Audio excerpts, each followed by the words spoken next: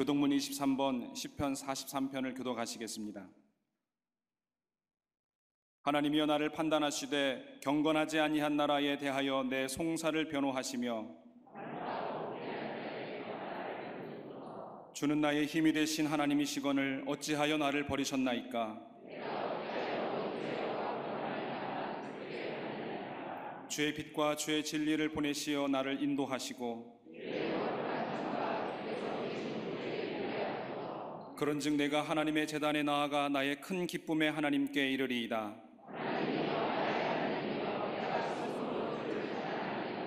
내 영혼아 내가 어찌하여 낙심하며 어찌하여 내 속에서 불안해하는가.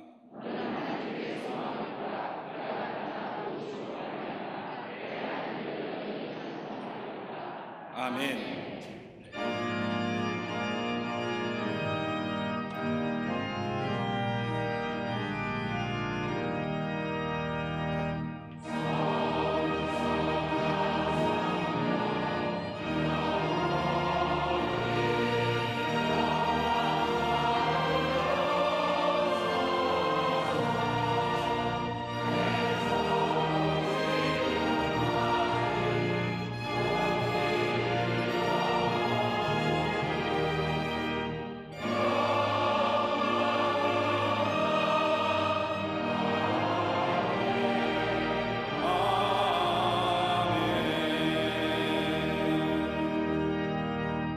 전능하사 천지를 만드신 하나님 아버지를 내가 믿사오며 그 외아들 우리 주 예수 그리스도를 믿사오니 이는 성령으로 잉태하사 동정녀 마리아에게 나시고 본디오 빌라도에게 고난을 받으사 십자가에 못 박혀 죽으시고 장사한 지 사흘 만에 죽은 자 가운데서 다시 살아나시며 하늘에 오르사 전능하신 하나님 우편에 앉아 계시다가 저리로서 산자와 죽은 자를 심판하러 오시리라.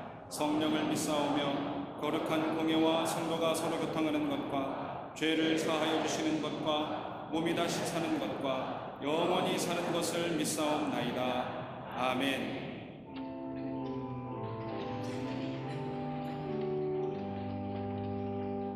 우리의 구원이신 아버지 하나님, 거룩하신 주일 아침 성부 성자 성령 하나님을 찬양하며 은혜의 보좌 앞으로 나오게 하시니 감사합니다.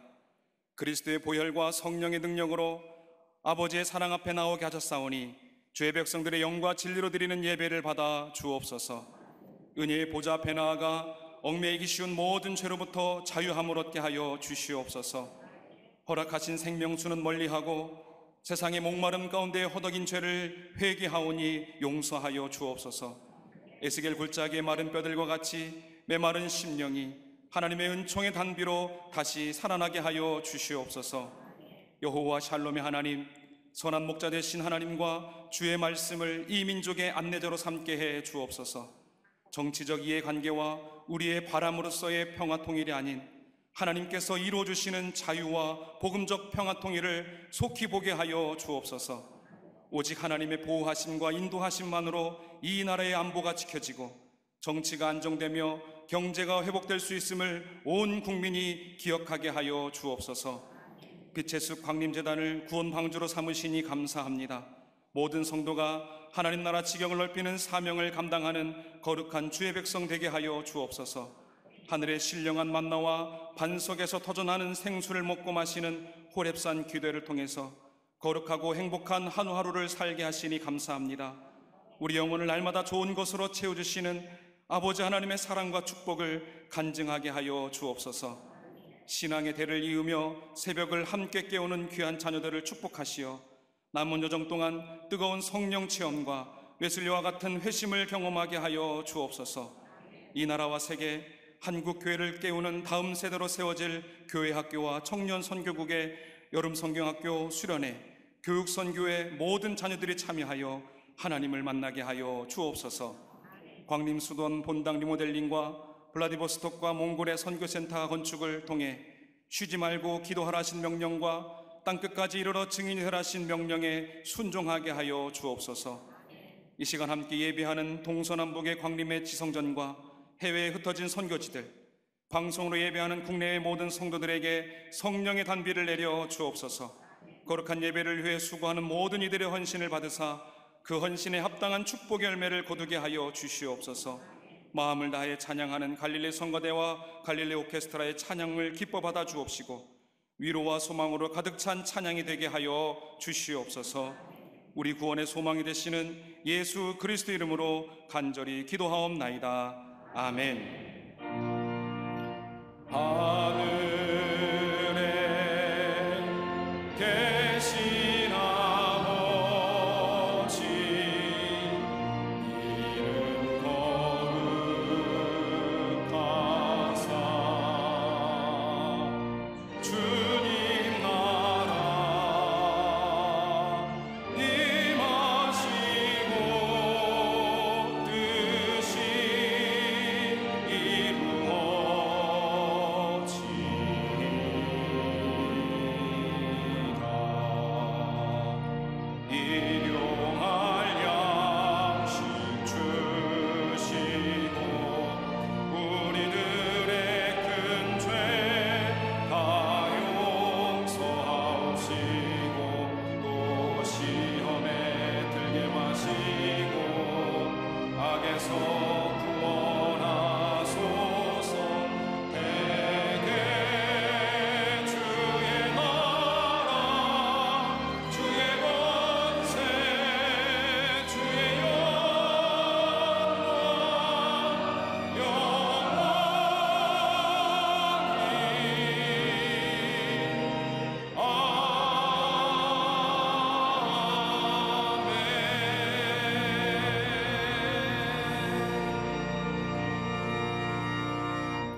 오늘 성경 말씀은 창세기 20장 8절에서 18절까지입니다.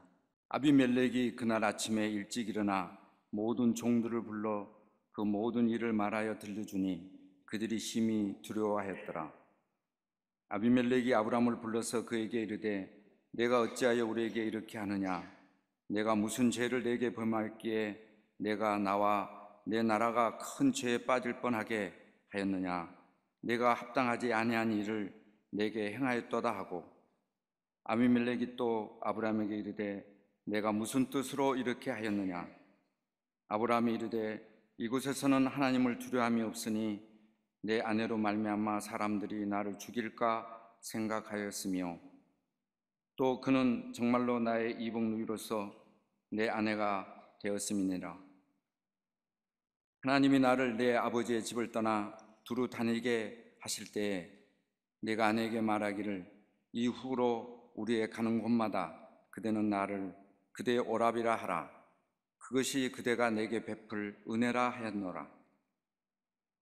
아비멜렉이 양과 소와 종들을 이끌어 아브람에 주고 그의 아내 사라도 그에게 돌려보내고 아브람에게 이르되 내 땅이 내 앞에 있으니 내가 보기에 좋은 대로 거주하라 하고 사라에게 이르되 내가 은 1000개를 내 오랍에게 주어서 그것으로 너와 함께한 여러 사람 앞에서 내 수치를 가리게 하였노니 내 일이 다 해결되었느니라. 아브라함이 하나님께 기도하며 하나님이 아비멜렉과 그의 아내와 여종을 치료하사 출산하게 하셨으니 여호와께서 이왕에 아브라함의 아내 사라의 일로 아비멜렉의 집에 모든 태를 다시 닫으셨음이더라. 아멘.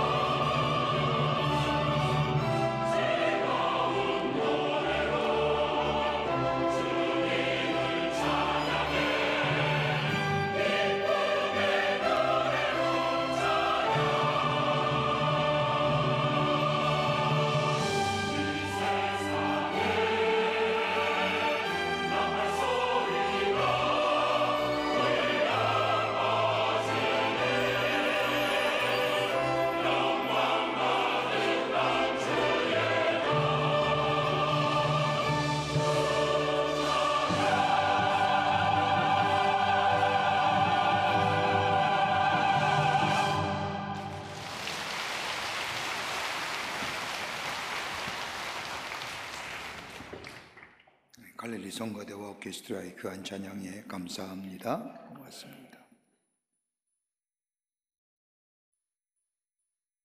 사람들은 저마다 인격이라는 것을 가지고 삽니다. 영어로 말하면 퍼스널리티라고 얘기할 수 있을 겁니다.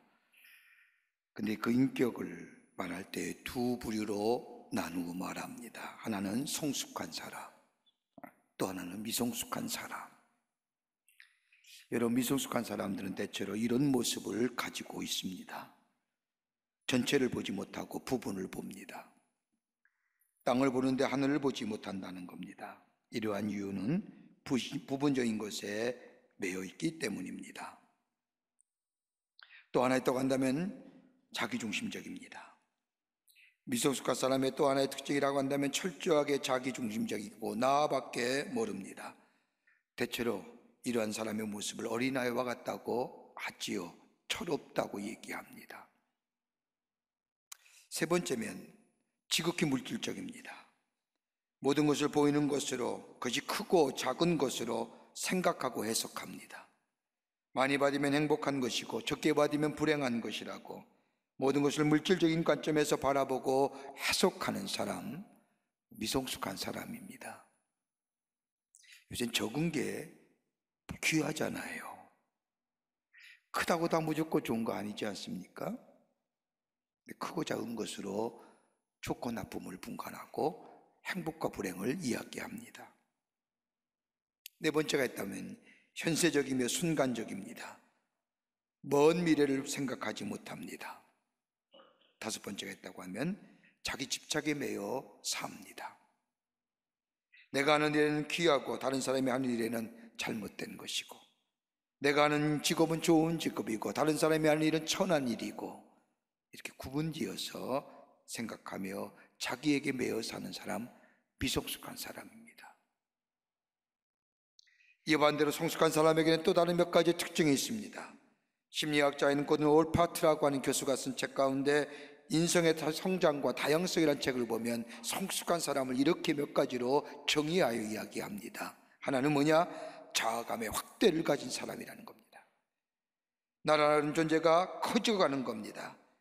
내가 나 하나가 아니라는 것을 아는 사람입니다. 여러분, 어린아이 자라면서 처음에는 엄마와 나만이 아닌 줄 알았는데 나중에 보니까 형제들도 있고 점차로 나 존재의식이 커가는 사람, 자아감이 점점 확장된다고 사는 사람입니다.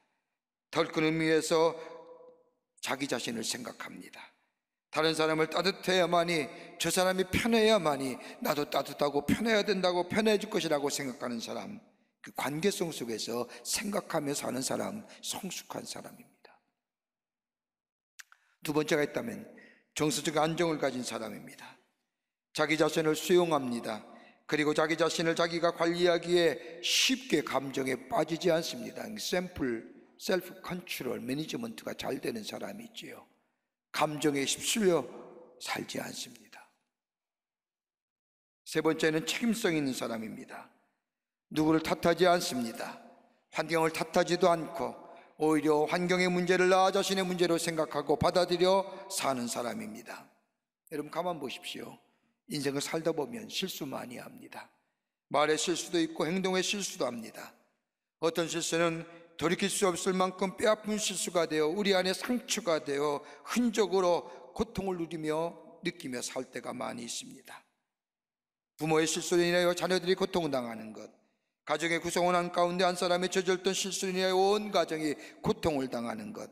그런데 어떤 사람은 실수가 실패로 끝나는 사람이 있는 반면에 어떤 사람은 실패로 끝나는 것이 아니라 성숙과 성장의 기회로 삼는 사람을 보게 됩니다. 이 성숙한 인격의 사람입니다. 또 하나 있다고 한다면 현실을 정확하게 인식하고 자기 성찰 능력이 있는 사람입니다.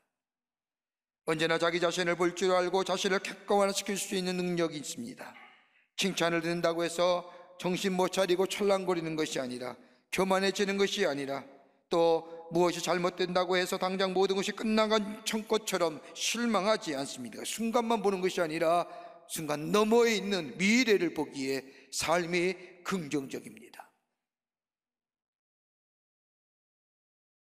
다섯 번째는 통일된 일관성 있는 인생관을 가지고 삽니다.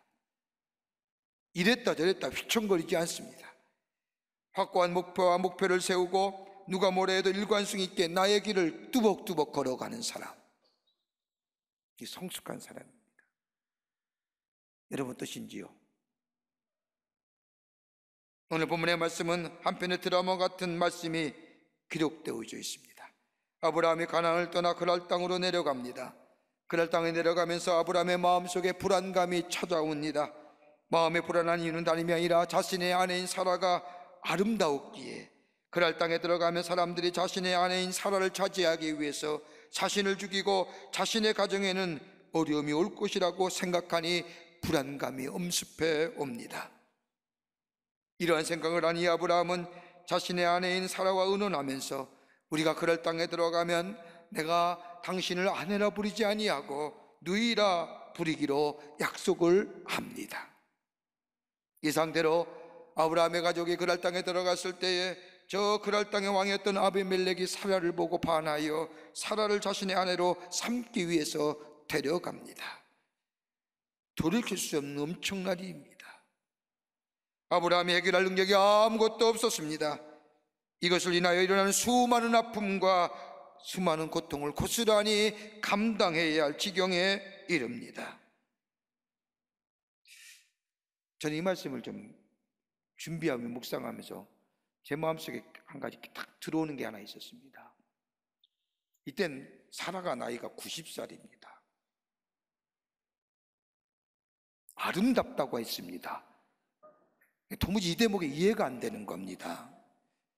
사라도 아름답다고, 아브라함도 보기 아름답다고 했고 그랄 땅의 왕이었던 아비멜렉이 보고 아름다워서, 보는 관점마다 다르겠지만 도무지 상상이 안 되는 대목입니다. 그러나 말씀이 이게 믿습니다. 아름다웠을 겁니다.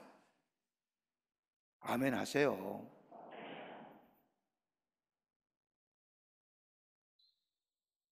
그런데 오늘 본문의 말씀을 보십시오.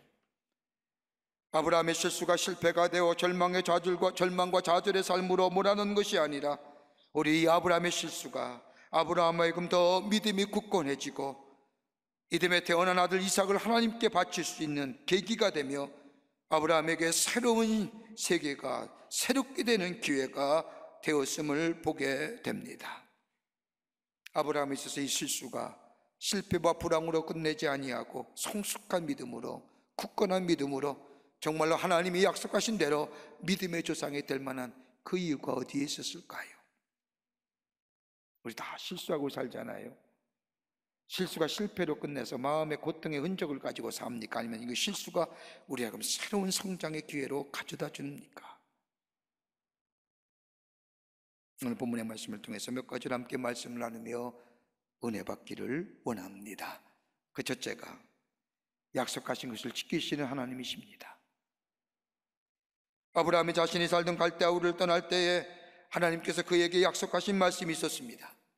이 약속의 말씀은 기회가 있을 때마다 하나님은 아브라함에게 하신 말씀입니다. 창세기 12장 2절의 말씀을 보면 내가 너로 큰 민족을 이루고 내게 복을 주어 내 이름을 창대케 하게 하리니 너는 복이 될지니라. 아브라함께 하나님은 기회가 있을 때마다 이 말씀을 아브라함에게 들려주셨습니다. 어떻게 보면 5가지의 복이에요. 이 말씀엔 5가지의 복이 담겨져 있습니다.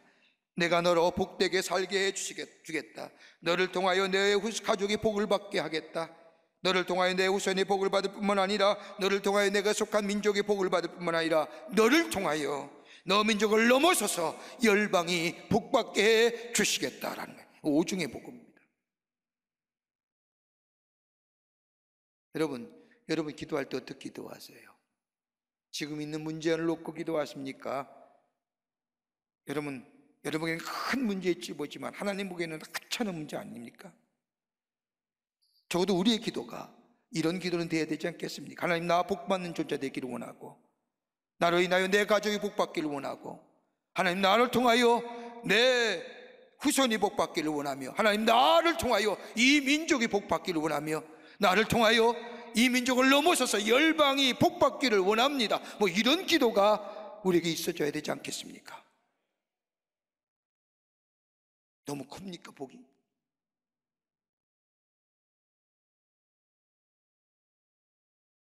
그런데 하나님이 이 복을 이루시기 위해서, 이 약속하신 복이 이루어지기 위해서는 아브라함과 사라 사이에 자녀가 태어나야만 합니다. 아브라함이 이 하나님의 약속의 말씀을 움켜쥐고 무려 25년이라는 시간이 기다렸습니다. 그런데 오늘 본문의 말씀을 보면 하나님의 약속하신 그 약속이 25년이 지난 지금 이루어지기 직전입니다. 오늘 성경 말씀을 보면 정황상 사라에게 이삭이 잉태되어 있음을 보게 됩니다. 이러한 때에 자신의 아내인 사라가 아비멜렉에게 보내지며 나면 문제가 심각해집니다. 아이가 태어나더라도 이 아이가 아비멜렉의 아들인지 아니면 하나님의 약속하신 약속의 자녀인지 분별이 되지 않는 겁니다. 아브라함의 실수로 인하여 하나님의 계획이 한순간에 무너질 지경에 이르게 됩니다. 여러분, 하나님이 이런 아브라함을 보는 마음이 어땠을까요? 하나님의 약속을 믿지도 못하고 자신의 마음대로 결정하여 그랄 땅에 내려간 이 아브라함, 이 모습을 보는 하나님의 마음이 어떨까요? 하나님이 약속하신 그 복 주실 마음이 없었을 겁니다. 나는 너에게 복 주고 싶어도 너 복 받을 수 없구나. 너는 복 내가 주려고 해도 복 못 받을 짓만 하고 돌아다니는구나. 여러분, 도와주고 싶은데도 일마다 돕지 못하도록 행동하는 사람, 돕고 싶은데 돕지 못하도록 행동하는 사람, 여러분 이거 몇 번 되면, 계속되면 도와주고 싶은 마음이 싹 사라집니다. 성경에 나타난 아브라함의 모습을 보십시오. 이러한 실수는 한 번만이 아닙니다. 반복된 실수입니다. 25년 전에 갈대아 우를 떠나서 가나안 땅에 들어갔을 때에 가나안 땅에 흉년이 들자 이 아브라함이 자신의 아내와 더불어 저 애굽 땅에 내려갑니다. 이때에도 애굽의 왕이 사라를 취하려고 했습니다. 그때도 동일하게 아브라함은 자신의 아내인 사라를 향하여 아내라 부르지 말고 누이라 부르라고 이야기합니다. 이때에도 장소와 시간만 달랐지 모든 것이 똑같습니다. 그럼에도 불구하고 그때도 하나님이 아브라함의 가정을 지켜주셨습니다. 하나님의 은혜를 경험한 이 아브라함은 자신의 땅인 가나안 땅에 돌아와 하나님 앞에 제단을 쌓으며 하나님 앞에 속죄의 제물을 드리며 자신의 죄와 허물을 회개했습니다. 그런데 25년이 지난 지금 대상이 다르고 시간이 다르고 환경이 다를 뿐 똑같은 일이 똑같이 반복되어 아브라함에게 일어난 겁니다. 여러분, 처음이라면 그럴 수 있지요. 같은 일이 반복되어 일어나게 되면 흔히들 말하는 것처럼 구제불능입니다. 하나님 편에서 보면 아브라함은 하나님의 약속에서 멀어져 갈 수밖에 없는 사람입니다. 그럼에도 불구하고 오늘 본문의 말씀을 보면 하나님은 또다시 개입하십니다. 하나님이 이 아브라함의 가정을 보호해 주십니다. 이렇게 하나님이 개입하시어 아브라함의 실수를, 허물을 덮어주시고 하나님의 사람으로 세우신 이유가 어디에 있을까요? 다름 아닌 하나님의 약속하신 그 약속을 아브라함을 통하여 이루시기 위한 것이었습니다. 내가 너를 복을 주고 내가 너로 인하여 너 가정이 복받고 내 후손이 복받고 너의 민족이 복받고 너를 민족을 넘어 열방을 복받게 하겠다는 이 하나님의 약속의 말씀, 신실하신 그 약속을 이루시기 위해서 허물이 많고 실수가 많은 아브라함의 허물과 실수를 덮으시면서 그 약속하신 말씀을 이루시기 위해서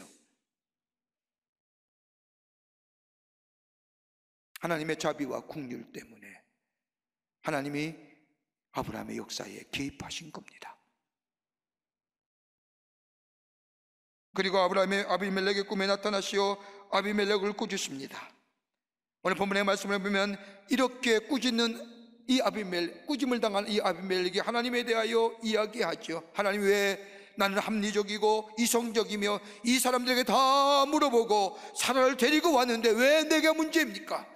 저에게 문제 있는 거 아닙니까? 라고 항변한 이 아비멜렉이 하나님 뭐라고 말씀하십니까?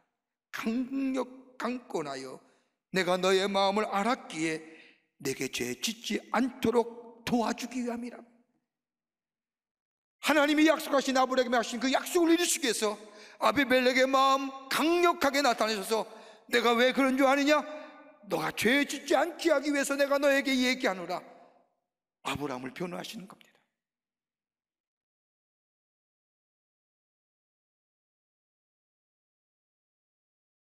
하나님은 아비멜렉에게 강력한 증거를 보여주시며 말씀하십니다.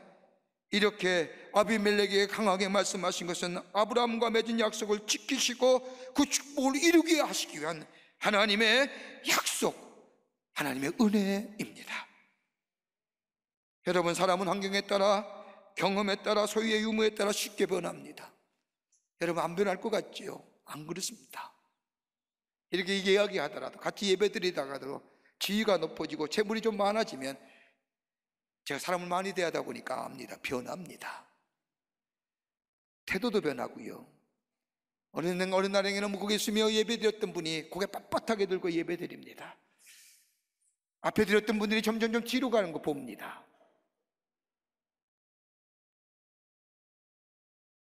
그러나 사람은 변한다 할지라도 하나님의 약속은 변하지 않습니다.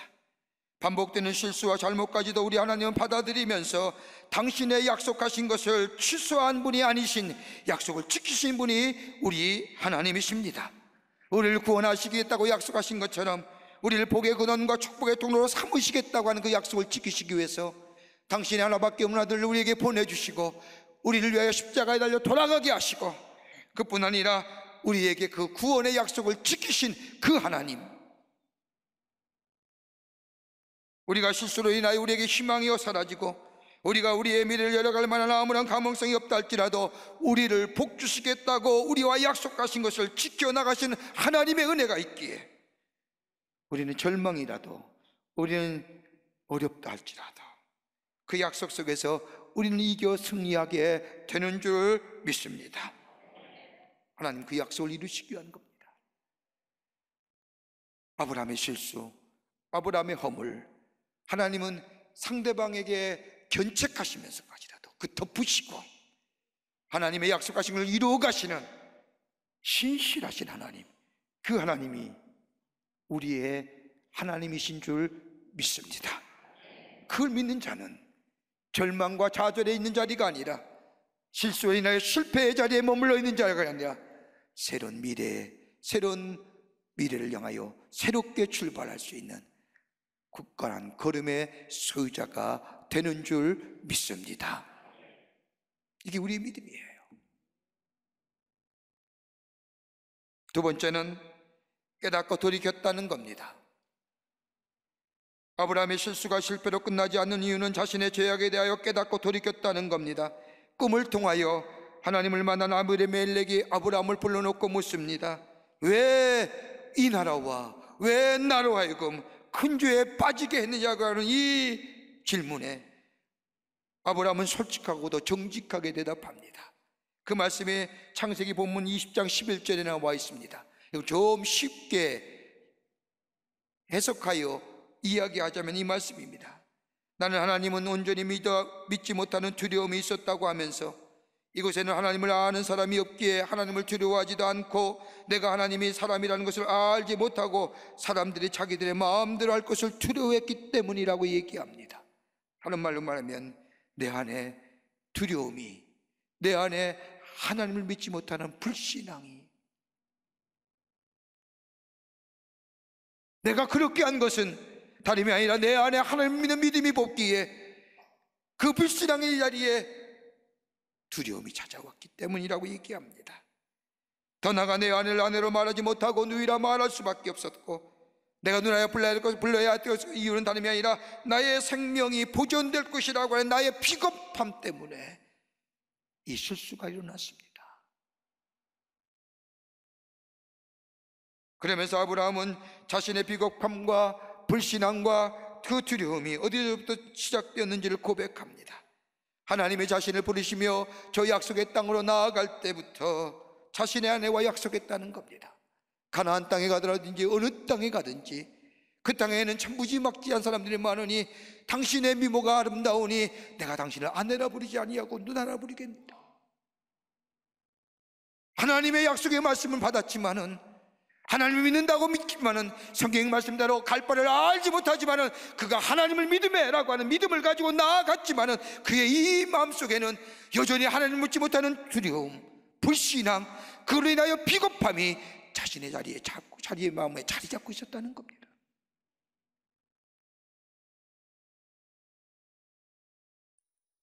주님의 말씀을 믿지 못하는 불신앙의 자리. 여러분, 나이가 들었다고 해서 성숙해지는 것은 아닙니다. 이적과 기적을 많이 경험했다고 해서 그 사람이 변화되는 건 아닙니다. 온전한 변화와 성숙은 다름이 아니라 하나님의 믿는 믿음의 자리에 서게 될 때에 비로소 우리에게 온전한 성숙한 인격의 사람이 됩니다. 여러분, 성숙함은 지식이나 경험이나 삶의 지혜에 나오는 것이 아니라 믿음에서 이루어집니다. 하나님을 향한 온전한 믿음이 우리 가운데 있게 될 때에 내가 중심적이며 물질적이며 현세적이며 순간적이며 자기 집착에 모여 사는 이 미숙한 자리에서 안정적이며 책임적일 뿐만 아니라 저 자신을 바라보며 일관성 있게 목표와 목적을 향하여 나아가는 존재, 믿음이, 하나님을 향한 믿음이 우리 가운데 있었을 때에 가능해집니다. 여러분도 가면 15장 말씀을 보십시오. 탕자의 회복이 어디서부터 시작됐습니까? 자기 자신을 돌이켜보는 순간. 내 아버지 집에는 따뜻함이 있는데, 내 아버지의 보살핌이 있는데 자기 자신을 돌이켜보는 순간 그게 바로 탕자의 회복의 시작입니다. 요나의 회복이 어떻게 시작됐습니까? 폭풍과 몰아치는 그 가운데 문제의 원인은 하나님을 믿지 못한 이 불신앙이 내게 있음을 깨닫게 될 때에 바로 그 자리가 요나의 회복의 시작의 자리입니다. 아브라함은 자신의 죄를 감추거나 변명하는 것이 아니라, 피해가는 것이 아니라 자기의 죄가 어디서부터 잘못되었고 어디서부터 문제인가를 깨닫고 고백하게 될 때에 더 나아가 자신이 죄를 지을 수밖에 없는, 쉴 수밖에 없는 연약한 존재임을 고백하게 되고 그 고백함에 돌이키는 존재가 될 때에 그는 새로운 미래를 열어갈 수 있는 하나님의 사람이 될 수 있었습니다. 그러기 요한일서 1장 9절과 10절의 말씀을 보면 만일 우리가 우리의 죄를 자백하면 그는 미쁘시고 의로우사 우리 죄를 사하시며 우리를 모든 불의에서 깨끗게 하실 것이요 만일 우리가 범죄하지 아니하였다면 하나님은 거짓말하는 이로 만드는 것이니 또한 그의 말씀에 우리 속에 있지 아니하느니라. 고백만 하면, 자백만 하면 미쁘시고 의로우신 우리 주님께서 우리의 죄를 사하시고 회복시켜 주시고 우리의 입에서 원망의 소리가 그치게 하시고 불평과 낙심의 소리를 그치게 하실 뿐만 아니라 나로 하여금 새로운 하나님의 사람으로 새로운 미래를 여는 회복의 존재로 삼으시고 하나님의 약속의 성취를 이루어 가신다는 겁니다. 이게 믿음이에요.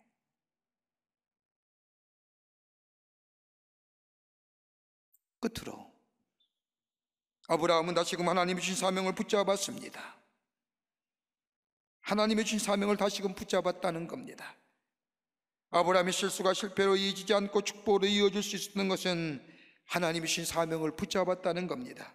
오늘 본문 창세기 20장 17절의 말씀을 보면 아브라함이 하나님께 기도하며 하나님이 아브라멜렉과 그의 아내와 그의 여종을 치료하사 출산하게 하셨으니, 여기 가만 보십시오. 아브라함이 기도했다는 겁니다. 누구를 위해서요? 아비멜렉을 위해서요. 이 일이 있으니 아브라함은 생각합니다. 하나님의 자신을 복의 근으로 삼으시고 나로 인하여 내 가정과 내 자녀와 내 후손과 내 민족과 내 열방에 하나님의 축복의 근원 되겠다고 하는 그 약속의 말씀 해주시는데, 그리고 지금까지 구해주시고 지금까지 인도해 주셨는데 오늘 이 사건을 당한 후에 내가 지금 무엇하고 있는 건지, 하나님의 은혜가 하나님의 자비와 긍휼이 내 속에 있는데 난 지금 무슨 자리에 있고 내가 어느 자리에 있고 내가 무엇하는 건지 생각했다는 겁니다. 그리고 내가 할 수 있는 일이 무엇일까? 그때 생각난 말씀이 그 다음에 나오는 창세기 12장 3절의 말씀입니다. 창세기 12장 3절의 말씀을 보면 너를 축복하는 자에게 내가 복을 내리고 너를 저주하는 자에게 내가 저주하리니 땅의 모든 족속이 너로 말미암아 복을 얻을 것이니라 하시니라. 나에게 복을 비는 사람에게 복을 주시고 나에게 저주하는 사람에게 저주하신다고 하셨는데, 그러하 인하여 나로 하여금 다른 사람을 향하여 쉽게 저주하지 못하게 하기 위하여 세계 모든 열방이 너로 인하여 복을 받게 될 것이라고 말씀하셨는데, 그 말씀이 생각난 겁니다. 지금 나의 모습을 보니 하나님의 축복의 통로가 아닌 다른 사람에게 피해와 다른 사람에게 절망과 어려움을 주는 자신의 모습을 보면서 하나님이 자신에게 하신 말씀을, 자신에게 하신 약속을 생각해냅니다. 그 말씀에 비춰오니 나를 통하여 아비멜렉이 복을 받는 것이 아니라 저주받는 겁니다. 아브라함은 이 아비멜렉을 생각하면서 하나님의 약속의 말씀을 붙잡고 아비멜렉을 위하여 기도하고 간구하는 겁니다. 내게 축복하는 자, 내가 축복하는 하나님 축복해 주실 것이고, 내가 저주하는 자에 하나님 저주하신다고 하셨는데, 저 사람 나로 인하여 좌절과 절망의 자리에 있는데 내가 오히려 저주해야 하는 사람이 되지 않는 거예요. 아비멜렉 앞에 자신이 실수했지만 하나님이 자신에게 하신 말씀을 기억해내면서 아브라함을 위해 기도했다는 겁니다. 하나님이 나를 축복의 통로로 삼으시고 복의 근원으로 삼으신 하나님, 저를 통하여 열방이 복을 받게 하시기를 원하시는 하나님, 저를 통하여 이 가정이 어려움을 당하고 있습니다. 하나님, 이 가정에 긍휼을 베풀어 주시고 하나님의 복이 이 가정에 임하게 하여 주시옵소서 기도한 거예요. 하나님의 약속을 붙잡고. 아브라함이 아비멜렉을 위하여 기도할 때 오늘 성경 말씀을 보면 아비멜렉의 가정의 모든 저주가 사라지고 저주가 사라진 거예요. 자녀 못 낳는 저주가요. 하나님의 역사하심을 고백하는 아비멜렉의 삶이 되었던 것을 보게 됩니다. 여러분, 우리의 기도 어떤 겁니까? 오늘 아브라함이 하신 약속, 그 아브라함 그 한 사람에게 이루어진 약속이라면 성경에 기록되지 않았을 겁니다. 야베스의 기도, 야베스를 위한만, 한 사람만 위한 기도라고 한다면 성경에 기록되지 않았을 겁니다. 이 기도는 오늘 우리의 기도고 우리의 약속입니다. 아직도 나의 문제에 매여 내가 내 문제가만 해결되기를 위해 기도하십니까? 오늘 우리가 아브라함의 영적인 후손이라고 한다면 저 아브라함이 하신 말씀이 오늘 우리에게 하신 약속이고 우리에게 하신 말씀이라고 한다면 적어도 우리가 할 수 있는 일은, 우리의 사명은 하나님, 저를 저주하는 사람의 저주를 저에게 돌리지 마시고 그 사람의 저주를 축복으로 바꾸어 주십시오라고 다른 사람을 위하여 복을 빌어줄 수 있는 사람, 하나님, 저를 심판과 저주의 도구로 사용하지 마시고 축복의 도구로 사용하여 주시옵소서라고 하나님의 사명을 다시 한번 붙잡고 다른 사람을 향하여 블레싱 할 수 있는 사람이라고 한다면,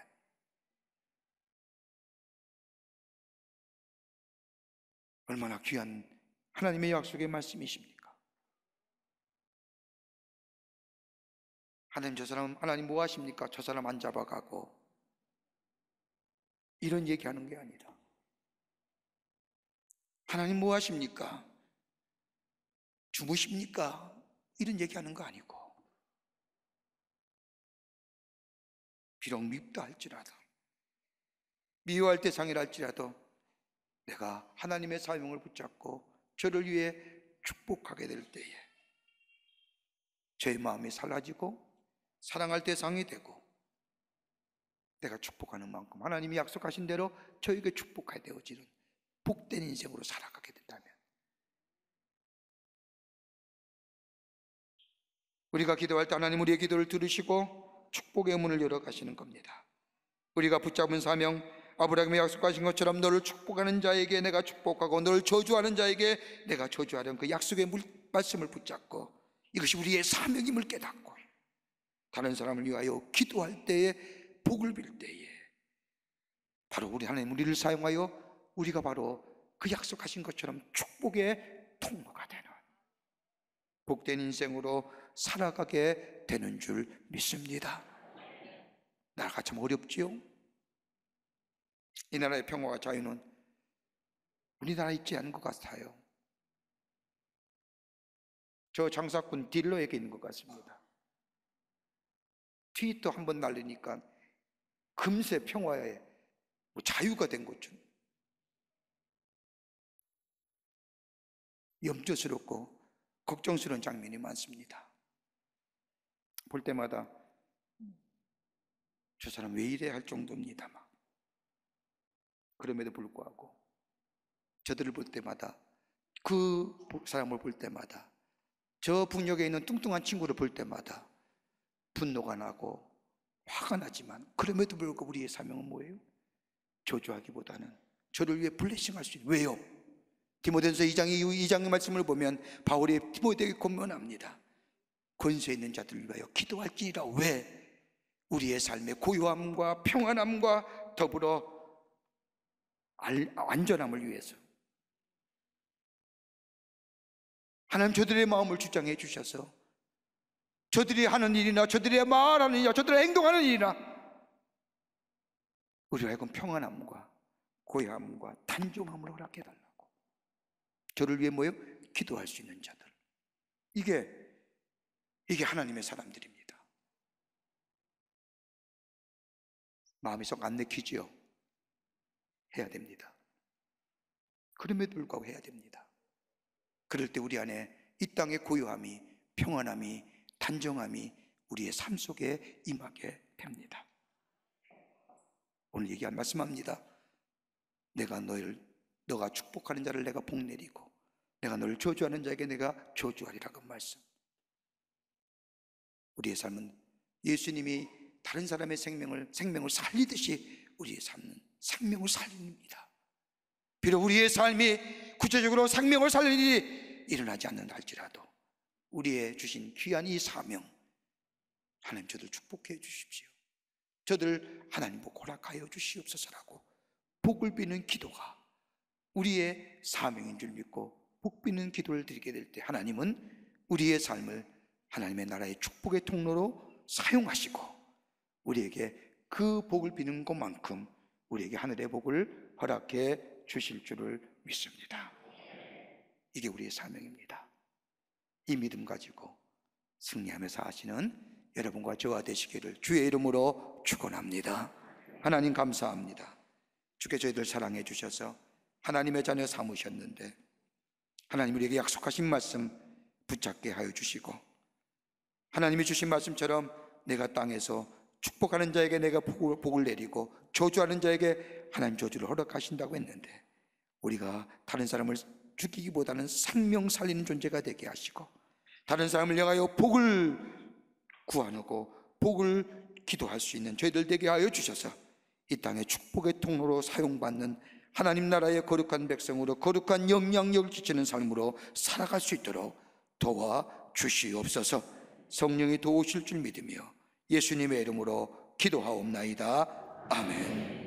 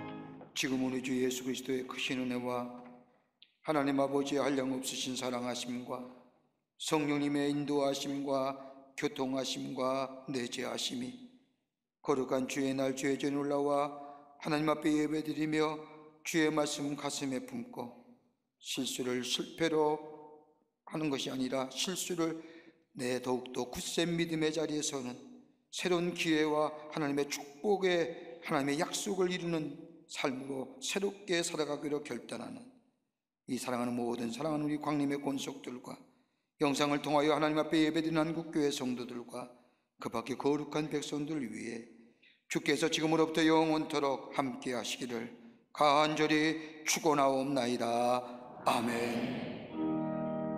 좋으신 하나님, 좋으신 하나님, 참 좋으신 나의 하나님,